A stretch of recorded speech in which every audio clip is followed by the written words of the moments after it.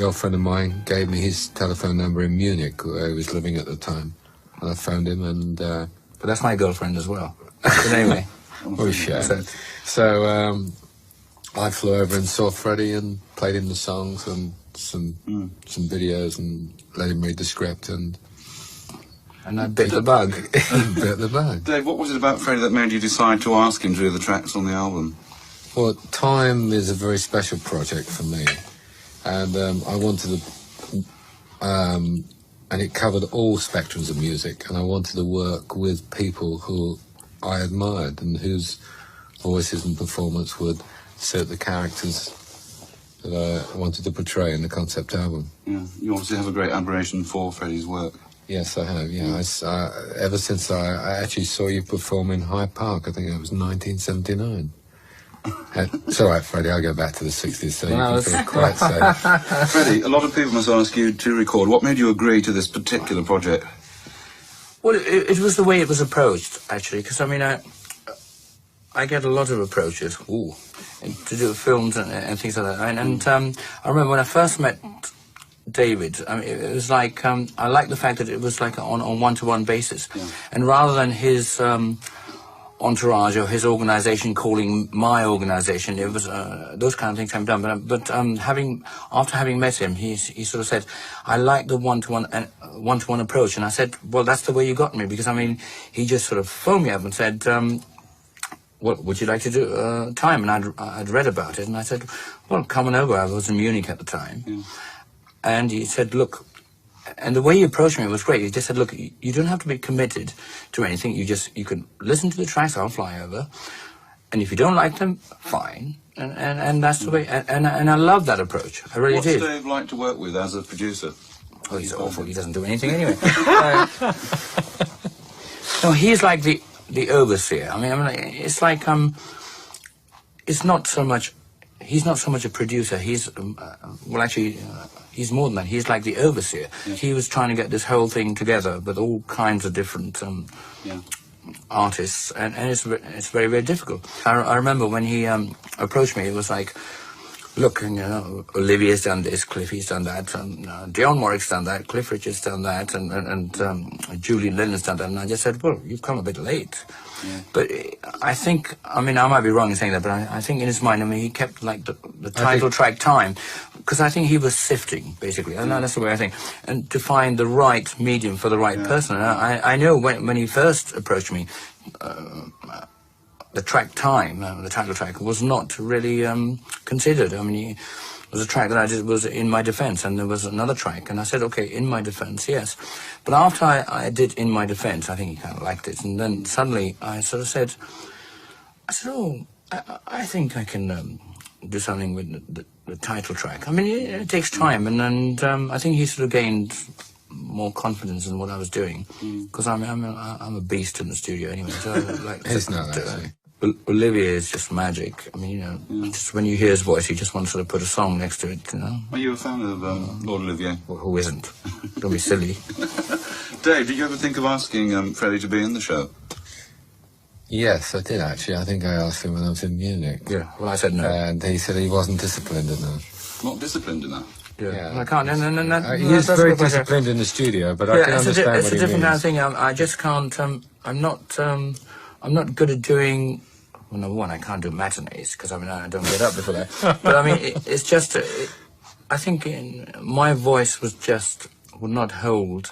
It's a different kind of singing. I mean, I do what I consider a kind of rock and roll type of singing, which it's basically my voice. I mean, I can scream beautifully for 3 days and then I drop dead. So I mean, I think a theatre environment would just not. But some of your videos are so theatrical. Do you not feel that you'd like the challenge? Being theatrical doesn't mean that you have to sort of base your life around the theatre.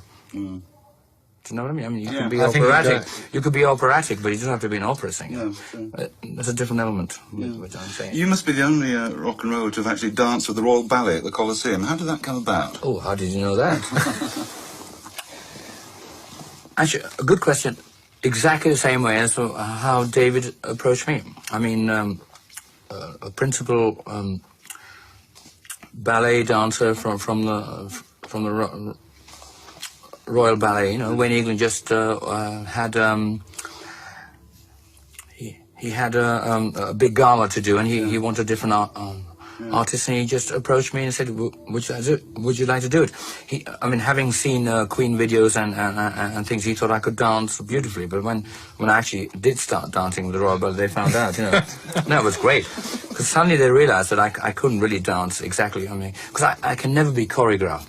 That's the thing. I mean, I just can't. If they tell me a step to do, I could learn it. But the moment they say, okay, take or roll, I just can't do it. I mean, it's just, I'm just born that way. You know, I just do spontaneous things. So they realized that I couldn't really do the same step twice. So in terms of the ballet, every time I did anything, they realized it was all wrong. So they just lifted me up all the time. Which is great. I learned a lot from that. So, if you can't do a step, they go, don't worry about it, we just lift you up. And once you're up there, you can't do a thing. They do all the movements, and you just get passed from one to the other. Outrageous. Dave, what was it like to work with such an extrovert character like Freddie Mercury? Well, actually, to be perfectly honest, I thought it would be impossible, because he is such a perfectionist and such an extrovert performer. But I found him the absolute professional to the extreme, which I thought I was the worst, where everything had to be perfect. But he would give 100% of himself, and he doesn't like starting work until sort of 6, 7 in the evening and working till 6. But that 12-hour period, he gave a performance. Every take was a performance, giving 101%. No, and I've worked with Stevie Wonder and, well, by the album with everybody, and I think Freddie's the only performer I've actually worked with that every take is like a performance in front of an audience of thousands. That's very nice of you. I tell you, this is no cheap queen you're working with. How long did you go No, together? and I mean that, and it's very rare, because most performers go in and after 2 or 3 takes they lay back or they hold back, but he gives his all until he drops, and I thought everybody did that. But no, they don't actually, No, it's a magic performance. I mean, I'm a great lover of people like Edith Piaf, which is totally away from what you call today's commercial music, and the Jennifer Holidays. And I always remember when we first met, I said to you, he said, "But how can I do this song?" This was in my defence, and I said to him, "Well, I want a cross between Edith Piaf, Jennifer Holiday, and Shirley Bassey." He said, well, do you know what I said to him? I said the moment he said that to me, I just said, "I have all their dresses. I can do it perfectly." Have you two known each other a long, long time? No, not really. Well, no. We've met. It's a good thing you asked that. The first time we ever met, I don't know if you know, was after the Hyde Park concert. I remember. Yeah. And we had. There was a dinner at Mr. Charles or whatever, and I didn't know you were going to be there, and we were with Elton and everything. And I remember, because at Hyde Park with Queen, we just signed to John Reid, which is, who is Elton John's, what do you call it, manager. And he just become our manager, so it was just like the first big gig.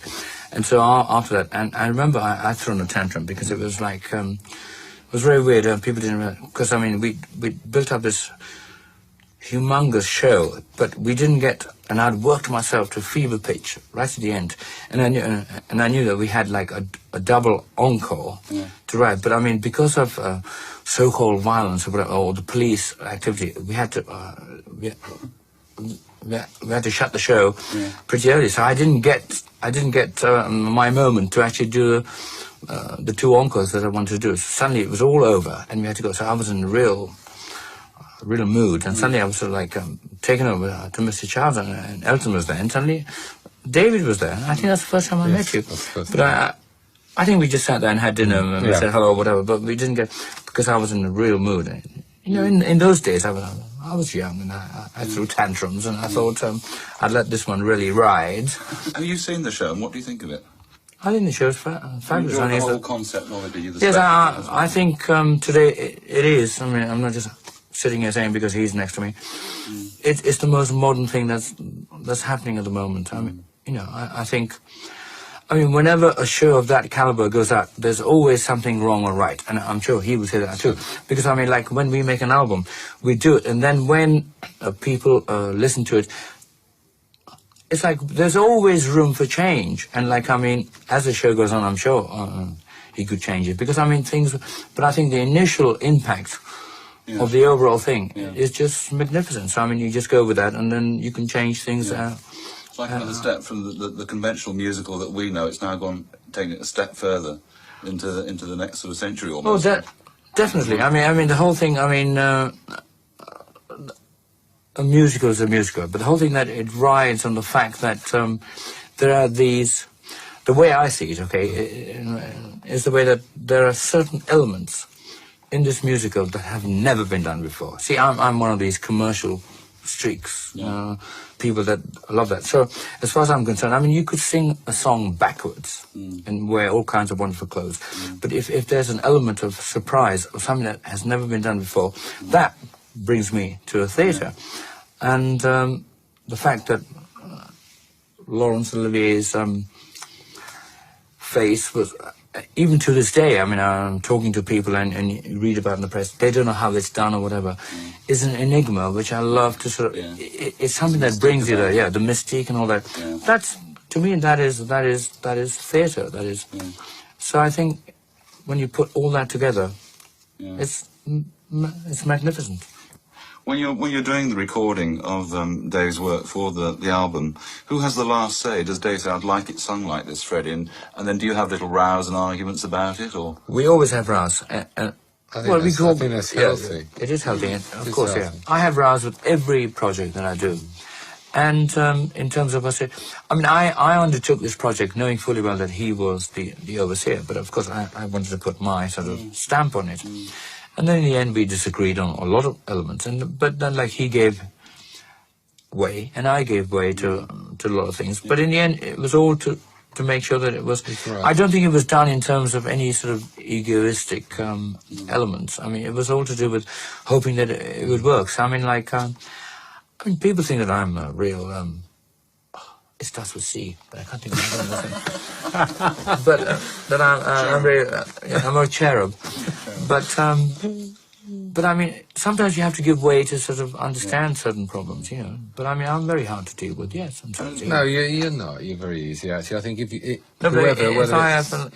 it's like if you believe in something, you have to... You're a perfectionist, and you've got to stick out for what you believe in. I mean, if Stevie did a track, and the reason I wanted Stevie Wonder to do it because I respected and admired his work. The reason I wanted Freddie to work on the project, and I was knocked out that he did it, was because I wanted Freddie to give it his special element, and I think it's pointless getting involved with any other artist and taking away what has attracted you to want them in the project. And it's the way Freddie performs, and also he's got this wonderful things with using block harmonies and very off-the-wall sounds, and it would have been wrong to take that away. I mean, that was what Freddie gave to the two songs that made them magical, I feel. Magical being the topical word, isn't it? Is it your sound, Freddie, that we sort of grown to love and know so well with Queen, that you have these wonderful choral bits and harmonies? That's a Queen sound. That's a Queen sound. It's a Queen sound. That is a sort of a quartet that has been together for 14 years. It's a Queen sound. It is a complete sort of mishmash of the four of us in terms of Queen. It's not my sound or anybody else's or Brian's. It is it's like I when I did my solo albums, I tried to do certain elements of that. No, you don't get that. It's when four people actually gel together and there's a chemistry, you cannot equate, you cannot equal it, and it's what you're trying to say. That is the Queen sound. I mean, there are times where I've actually tried to do in terms of harmonies, but they're not quite the same. I need Brian's voice, or I need Roger's voice and John's to make that little delicacy that makes it a Queen sound. So I mean, no. There's not one in terms of Queen. I mean, not one of the individuals of Queen has a Queen sound. We all together make the Queen sound. Yeah, that's the Queen sound. Otherwise, it's completely different.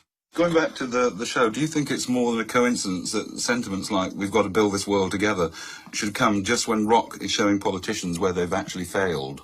Oh, darling, what kind of shit question is that? You answer it. It's too heavy. I think what he means is in time, in the song Time. Yeah, but you have to do it. That's your bag, man. Well, you sung it.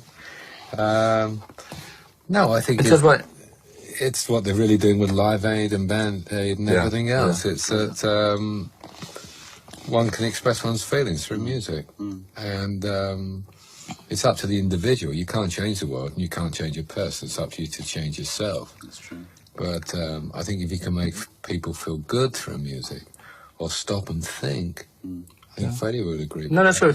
You see, about. asking me that question, and the reason I'm sort of very flippant about it, is that, I mean, I do agree with a lot of that kind of sentiment, but I mean, in terms of the way we depict our music, it's very different. So I can actually relate to that kind of sentiment, but the way I do it is very different. It's a very free-for-all and a very sort of, how should I put it? It's a very sort of, the only way I can explain that is like, in terms of what I do in terms of Queen, we don't like to write message songs, because I mean, but we can still understand them. It's like I would never, people have asked me that before, and said, I mean, like, okay, we've done things like We're the Champions or whatever.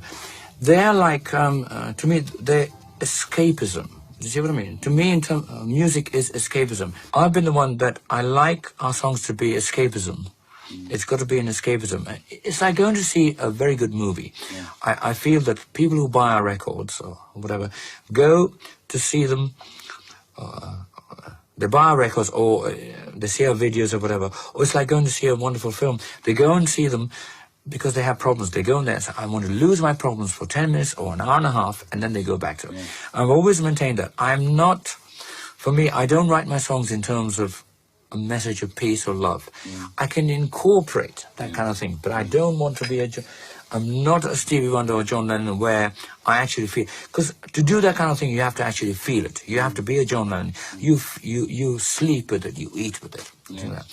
Anybody can write a lovely message of peace or whatever, and then say, oh, no, I'm not that kind of thing. You have to believe in it. You have to do it all the time. You have to be, and you have to actually go out of your way. I'm not that kind of person. I just want my songs to actually sort of filter through to everybody in a form of escapism. So that, I mean, as far as I'm concerned, they can buy the record, and when they've heard it, I wish that for 5 minutes or 3 minutes, they're happy. They can then discard it like a tissue. But I mean, and then they look for more. I'm not, you know, I'm not the Mother Teresa or the Bob Geldof. But I think that's what Queen's songs, or like my songs, they have a message, but they're like little hidden messages, and then they're not the be-all and the end-all. And I think, going back to, for me to actually say, why did you... I mean, I've come to grips with the project of Time, but I'm not that involved into the complete reality. I mean, Dave is the one to answer that. I'm not involved in the complete reality. To me, it is something, as far as I'm concerned, Time is a wonderful musical that's come up, and I want everybody to see it.